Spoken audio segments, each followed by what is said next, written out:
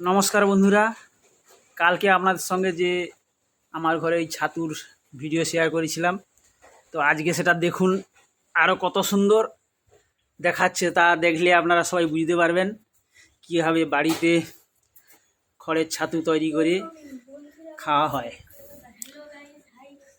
দেখুন আপনারা, এগুলা গতকাল আপনাদের দেখিয়েছিলাম, আজকে আবার দেখুন কেমন ফুটে গেছে। কালকে সকালে আরেকবার আপনাদের ভিডিওটা শেয়ার করব। দেখুন কীভাবে দুটো বেড তৈরি করা ছিল, কীভাবে ছাতু ফুরেছে। দেখুন আপনারা সবাই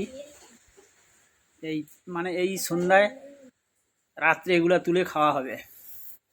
দেখুন আপনারা, ওদিকের বেডটা কিছু খুলো তো। এদিকে একটা বেড আছে, এটা 3-4 দিন পরে করা হয়েছিল। এটাই সবে একটু একটু করে ধরতেছে আর কি। এই যে দেখুন, এই ছোট্ট ছোট্ট করে এই মাত্র ধরতেছে এই বেডটা।